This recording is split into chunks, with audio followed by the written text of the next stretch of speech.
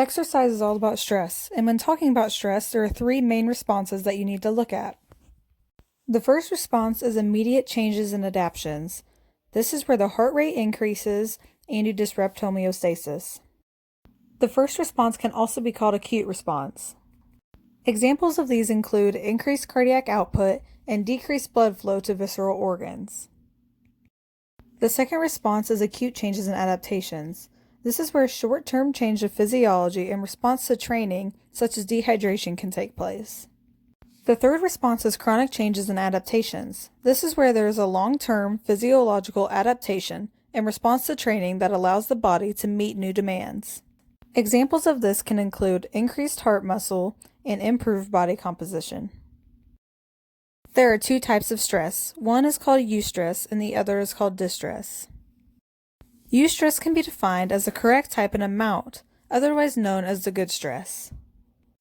Distress can also be defined as not the correct type of stress.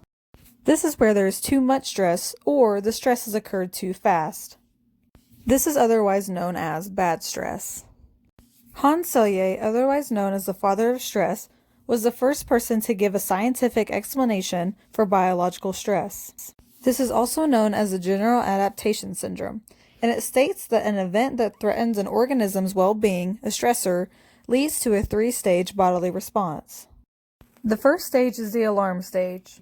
Upon perceiving a stressor, the body reacts with a fight or flight response and the sympathetic nervous system is stimulated as the body's resources are mobilized to meet the threat or danger.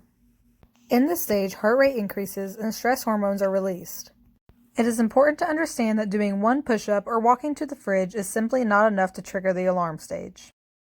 This means that everyday activities such as working or leisurely walking around the yard is not enough stress to trigger the alarm phase, and without this phase, there can be no acute or chronic adaptations to your body.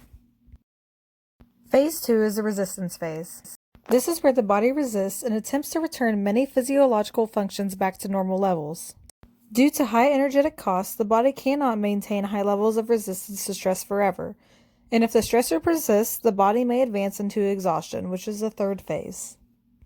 If the alarm is too high, the resistance stage goes away and the exhaustion is much quicker. It is important to understand that when training, you need to push yourself to the exhaustion stage in order to continue to grow muscle. Although it is important to reach exhaustion, you cannot push yourself too far. You must know when to stop. It is also essential that you leave time for rest and recovery. Your body needs this, and adaptation can only occur if you have rest.